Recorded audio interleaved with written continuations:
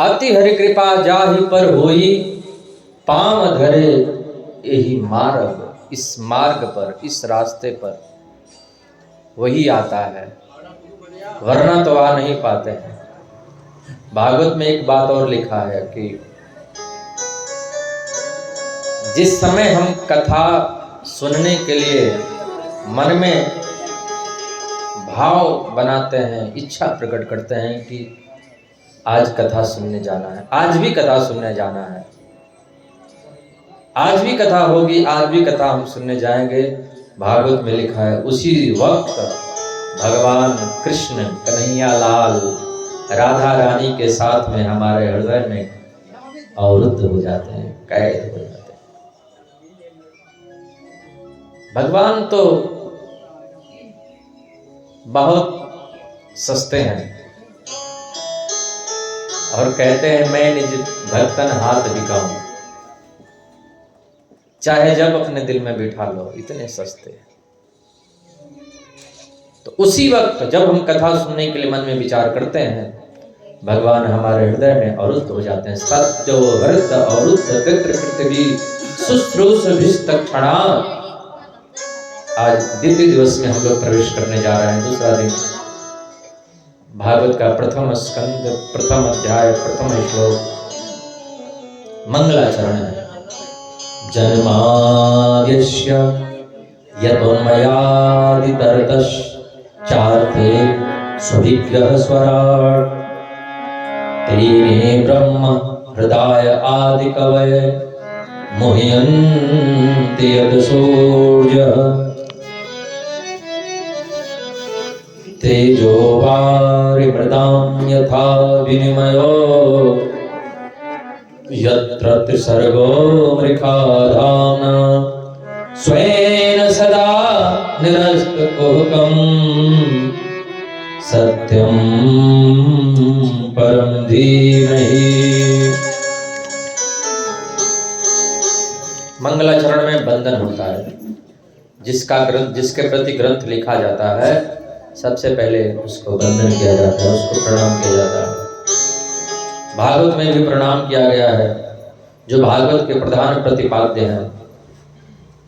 सत्य को वंदन किया गया है। भागवत जो है वो सत्य का ग्रंथ है, यानी हमें अपने जीवन में सत्य को अपनाना चाहिए। धर्म भी तो सत्य ही है।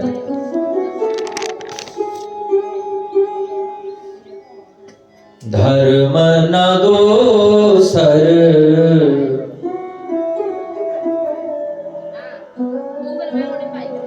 धर्म न दोसर सत्य समाना। धर्म न दोसर सत्य समाना।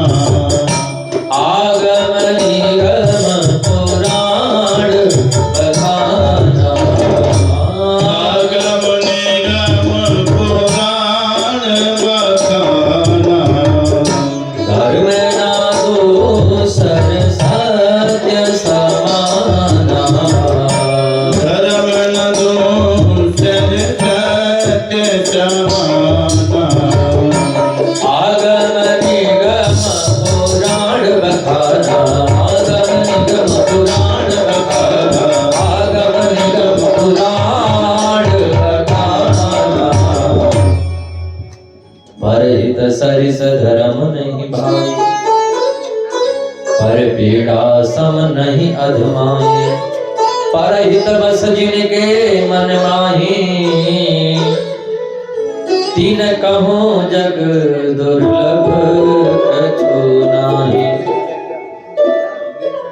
धर्म सत्य है, सत्य ही धर्म है। तो परम धर्म क्या है? देखिए, सत्य है भगवान। सत्य कौन है? भगवान है। तो परम सत्य क्या है? सत्य से भी बढ़कर के एक वस्तु होती है।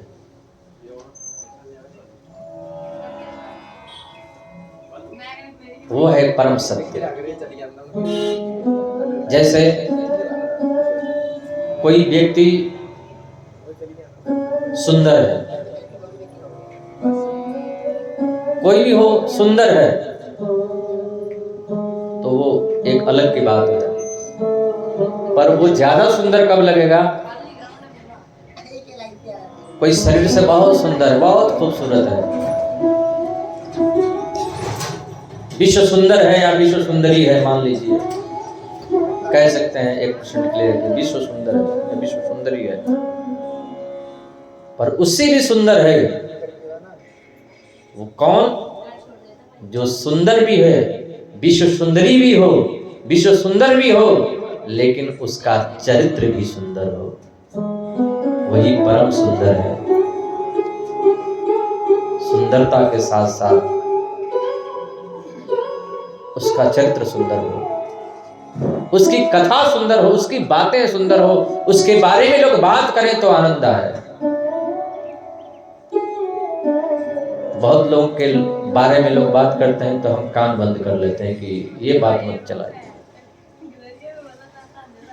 और कुछ लोग ऐसे होते हैं, कुछ महापुरुष ऐसे होते हैं, कुछ भक्त लोग ऐसे होते हैं, मीराबाई, रैदास, तुलसीदास, सूरदास, कबीरदास, जिनकी बातें सुनने के लिए हम लोग ललायित रहते हैं। कैसे मीराबाई घर से निकली, कैसे वृंदावन पहुंची, फिर कैसे भगवान को प्राप्त किया, कैसे ठाकुर जी की सेवा करती थी, कैसे रोती थी ठाकुर जी की याद में, कैसे राणा ने मीराबाई को जहर दिया, कैसे मारना चाहता था, फिर मीराबाई ने क्या किया।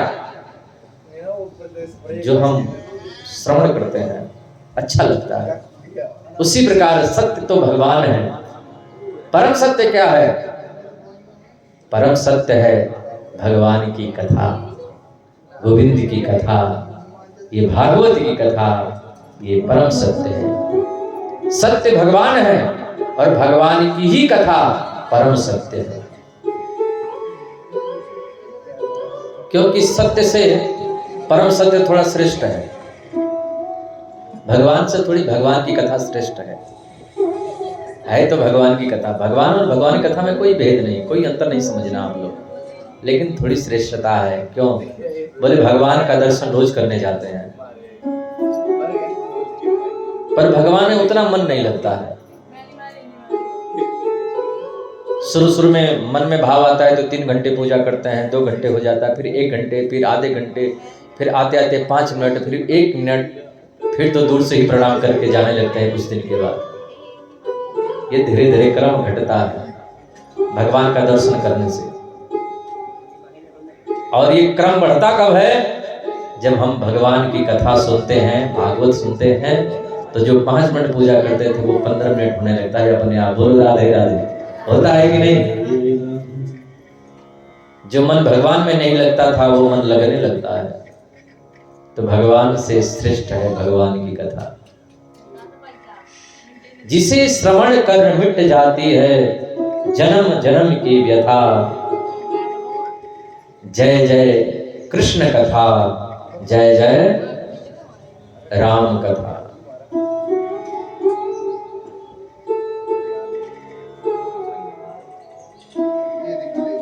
तो परम सत्य है गोविंद की कथा। किसी ने प्रश्न कर दिया भागवत का प्राकट्य कैसे हुआ? तीसरे मंत्र में बड़ी सुंदर बात कही, निगम कल्पतरोर गलितम फलम शुकमुखाद अमृतद्रव संयुतम पिबत भागवतम रसमालयम मुहुर्हो रसिका भुवि भावुका। निगम कहते हैं वेद को, ये भागवत वेद से ही निकला है। वेद का पका हुआ फल है श्रीमद् भागवत महापुराण। गलितम फलम, कैसा है फल? खट्टा है कि मीठा है? जरा और बता दे महाराज। बोले ये फल मीठा है। क्या गारंटी है कि मीठा है? जिस फल में तोते का चोंच लग जाता है वो फल कभी खट्टा नहीं हो सकता है। भागवत में भी तोते का चोंच लगा है। कौन? शुकदेव भगवान। बोलिए शुकदेव भगवान की जय। आप लोग कम है संख्या में, लेकिन कमजोर नहीं है। फिर जयकारा इतने धीरे क्यों?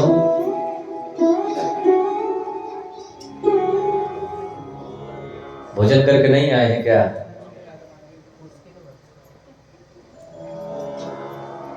भोजन नहीं करके आए तो यहाँ भंडारा चलता है, आप लोग भोजन कर लिया करिए। बोलो राधे राधे। बोले सुखदेव भगवान की जय। शुकमुखात, जिस ऐसा कहा जाता है जिस फल में तोते का चोंच लग जाता है वो फल कभी खट्टा नहीं हो सकता। या तो आप ये समझें कि तोते का चोंच उसी फल में लगता है जो फल पहले से मीठा होता है, या फिर तोते का चोंच लग जाए तो खट्टा फल भी मीठा हो जाता है। पर जिस फल में तोते का चोंच लग जाए वो फल कभी खट्टा नहीं हो सकता। इसमें भरा क्या है? अमृत तत्व तो भरा है। भक्ति रूपी अमृत है, मोक्ष रूपी अमृत है, ज्ञान रूपी अमृत है, आनंद रूपी अमृत है। बोलिए भागवत भगवान की जय। तो कब तक हम पिए? कथा कब तक सुने? कितनी कथाएं सुन लें? तो अब नहीं सुननी पड़ेगी। बोले जब ठीक से एक बार सुन लेंगे, एक ही बार काफी है, फिर बार बार नहीं सुनना पड़ेगा। बार बार सुनना इसलिए पड़ रहा है कि हम ठीक से नहीं सुन रहे। ठीक से एक बार सुन लेंगे ना तो बार बार नहीं सुनना पड़ेगा।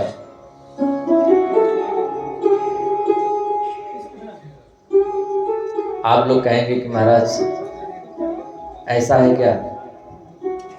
लेकिन ऐसा भी नहीं है कि अगर एक बार ठीक से सुन लिए तो फिर दोबारा सुनना नहीं पड़ेगा, ऐसा भी नहीं है।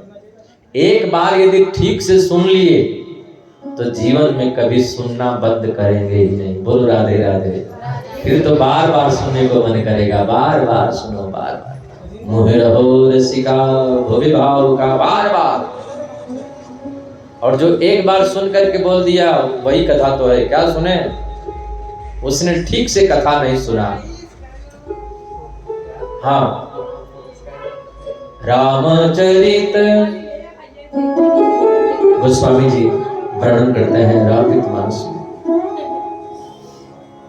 रामचरित जे सुनत अगाही, रामचरित जे सुनत अगाही, रस विशेष जाना तिन नाही, रस विशेष जाना तिन नाही। रामचरित जे सुनत अगाही, रामचरित जे सुनत अगाही, रामचरित जे सुनत।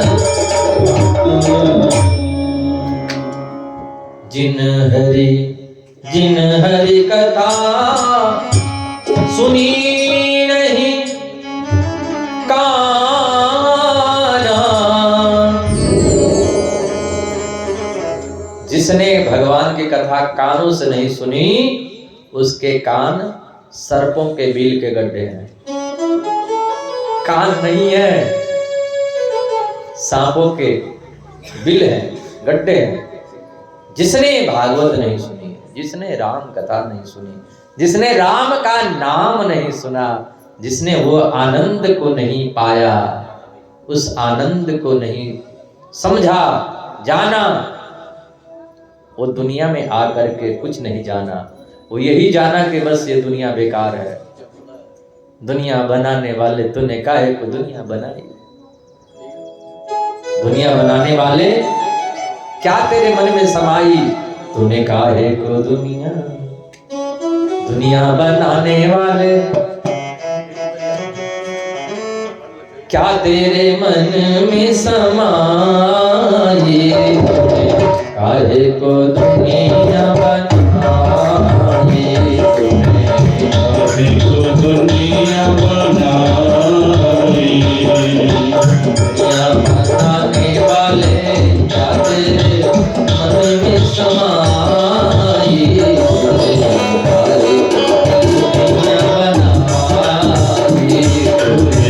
काहे को दुनिया बनाई? कभी हम लोग नहीं उपजाते हैं कि जीना बेकार है। सब लोगों को कभी कभी लगता होगा कि बेकार है सब, इससे बेहतर है मर जाना। हमारे माताओं बहनों को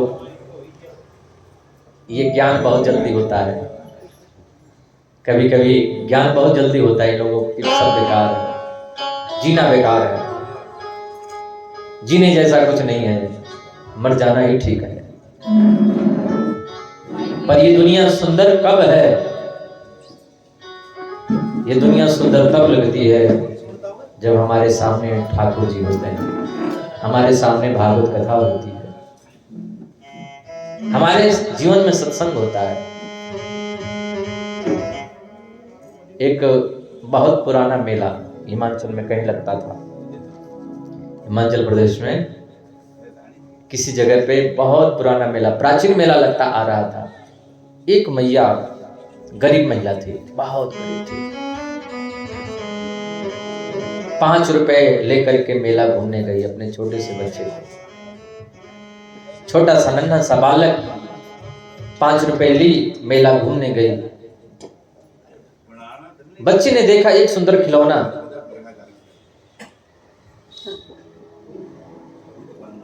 ये थोड़ा पीछे कुछ लोग हैं तो वो बुढ़िया अपने नन्हे से बालक को लेकर के मेला घूमने गई। बच्चे ने देखा सुंदर खिलौना,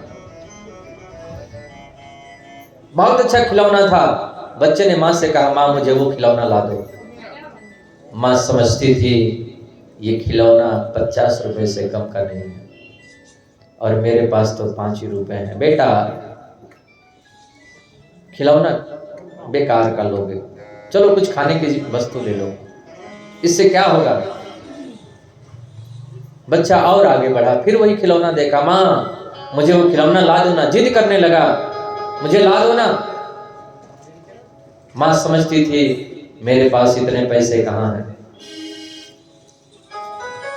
फिर और आगे बढ़ा, आगे वो बढ़ी, फिर बच्चे ने उस खिलौने को देखा, माँ मुझे वो खिलौना चाहिए, ला दो ना। बच्चा जिद करने लगा।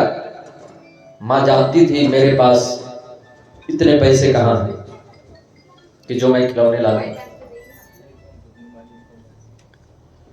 एक आदमी पैसे वाला था, वो सोच रहा था कि मैं इस बच्चे को खिलौना खरीद करके दे दूं, मेरे पास पैसों की कहाँ कमी है।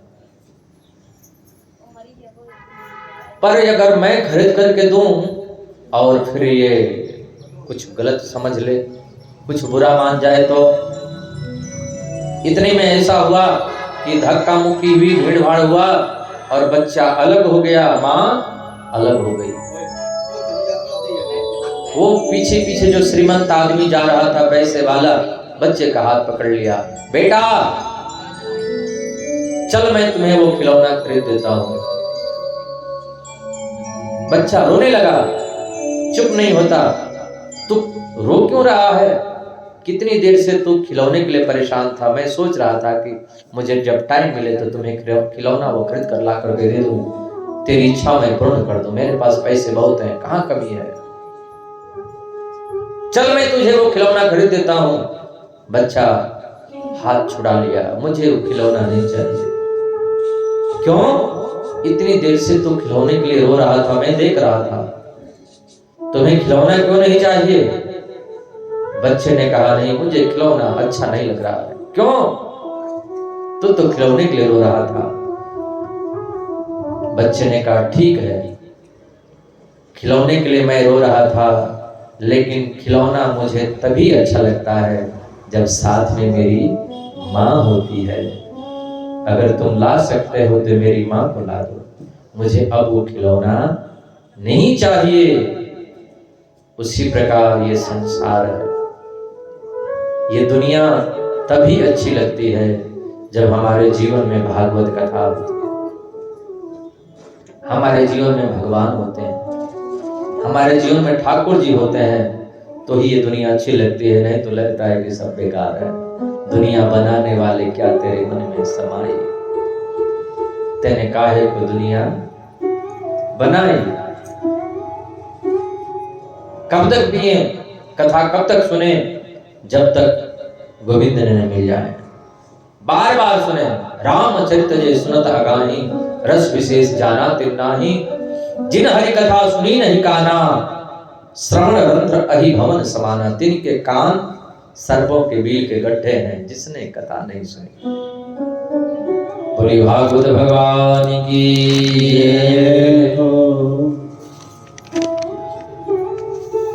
आज 88,000 संतजन विराजमान हैं। उन ऋषियों की मंडली के मध्य में आदरणीय सूत जी महाराज पधारे। ऋषियों ने सूत जी से 6 प्रश्न किए हैं और 6 प्रश्नों से यह भागवत कथा पूरी होती है। पहला प्रश्न किया, पुंसाम एकांततः श्रेयः स्तन्नः संसितुमर्हसि। मानव के कल्याण का मार्ग